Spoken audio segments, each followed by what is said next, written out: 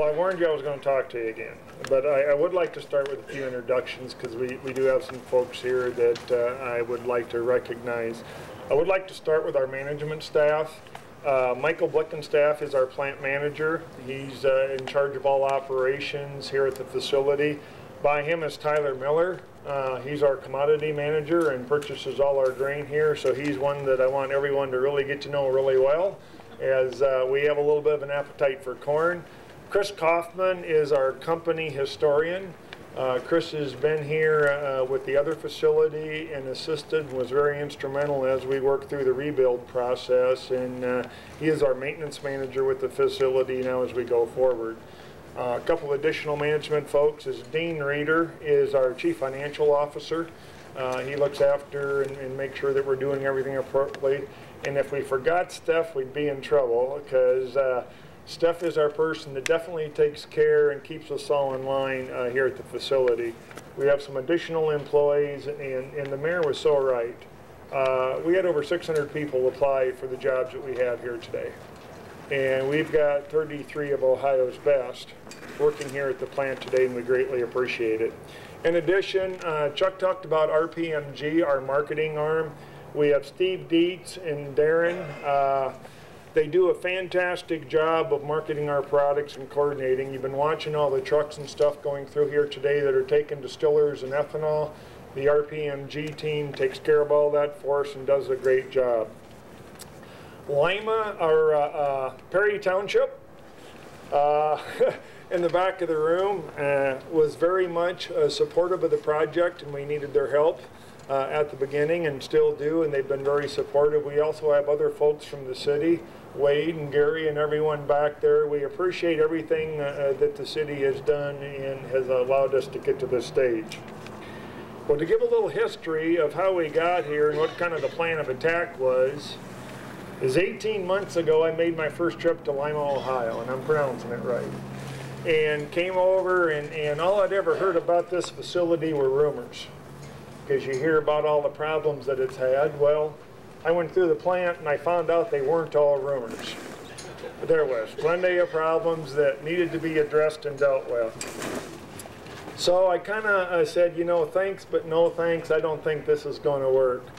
Well, then between Murad and Dave Vandergren, they're very convincing people, they came back again, and we walked through the plant, and he had all the sheets, and he says, Don, all this is gone. All this is gone. And what we ended up doing, because the plant had, you know, never operated consistently, had never reached nameplate, had water imbalance issues, which means, you know, that the technology wasn't sound. The cook and fermentation was problems because you created infections, and the ethanol industry is a biological process. So if you get infections in there, it's a bad deal, and we saw why.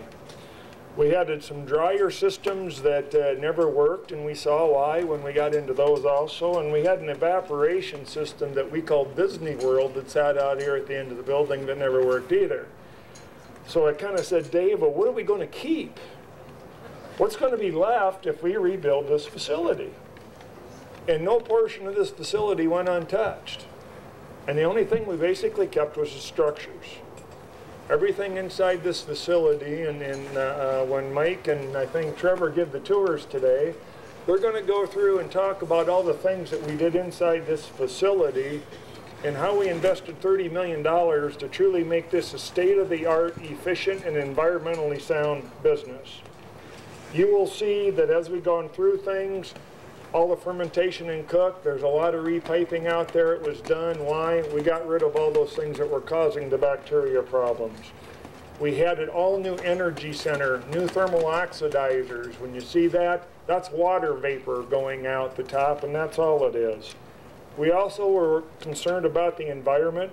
This facility is a zero-process water discharge plant.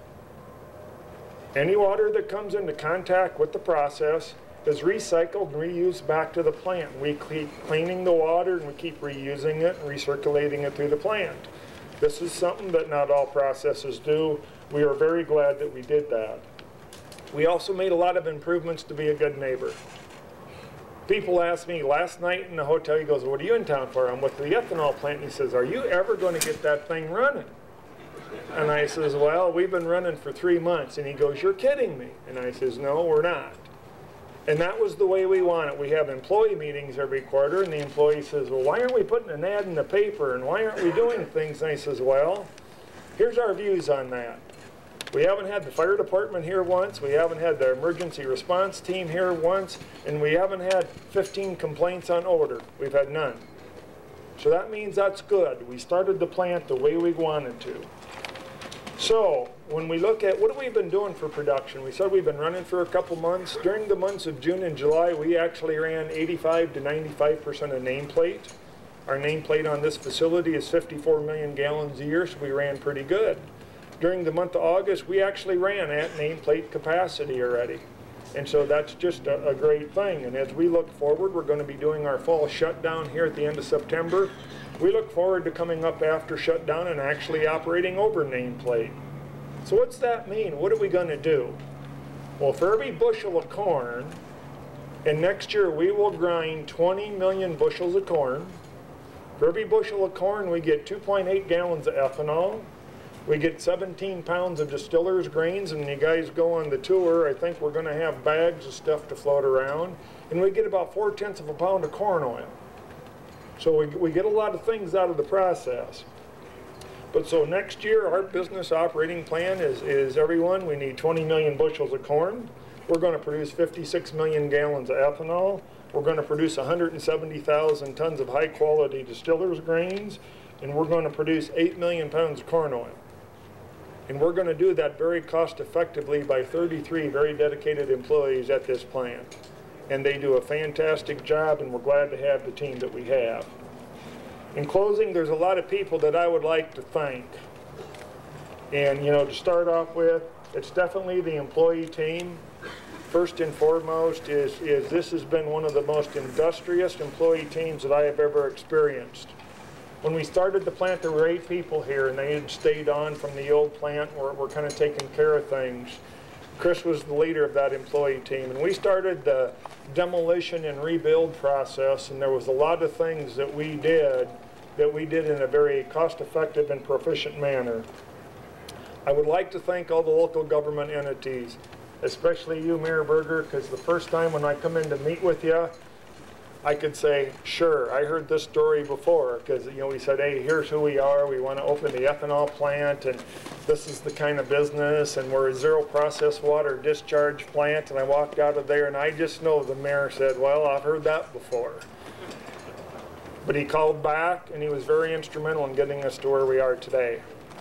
He worked with us to make sure that we had the proper things that we needed in order to get this plant up and running, and he helped us in many ways, not only directly through the city, but he would also say, here's a contact that you should have, that you need to go talk with, that you need to do some things with. I would like to especially thank Dave Vandergren and the ICM team again. I've known Dave since 1998. That was kind of a similar thing. I inherited an ethanol plant here in South Dakota that was kind of engineered like this was the first time, and I needed a lot of help. And I've known him ever since, and I knew he was the person to do that. I'd like to, we got a lot of our contractors here that assisted during the rebuild process. And without you, we wouldn't be here. During the construction process, folks, we did utilize Ohio contractors, and we had 120 construction employees employed here during the construction process. And so that was very good for everything all the way around and what it did. We have some of our petroleum customers here today that take our ethanol on a consistent basis. We appreciate you guys very much. We have a lot of local grain dealers that are coming here to see if we're real, and we are, and we got a lot of farmer producers here. And we appreciate you for taking the time to coming. We want to do business with everyone. We need your grain, we need your business. We are excited to be here. Today's kind of the first day of us of officially joining the Lima community, becoming a part of the community on an ongoing long-term basis. We want to be here, we want to be a valued part. And without all of you, it would never work. So I thank you very, very much. Now, is Bob Deneen here?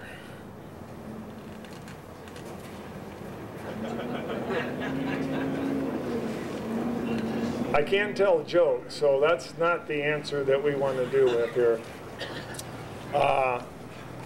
Bob flew in from Washington this morning. He started sending emails at 8:30. My plane's late. And then he actually is traveling between Columbus and here. So I would ask everyone to stay put for a couple minutes. I would like everyone to hear Bob's message today. He's a very dynamic speaker, and he has very good comments about what's going on in the ethanol industry. And I think you will find his discussions very enlightening. So give us a couple minutes, and Bob's going to be here. Thank you.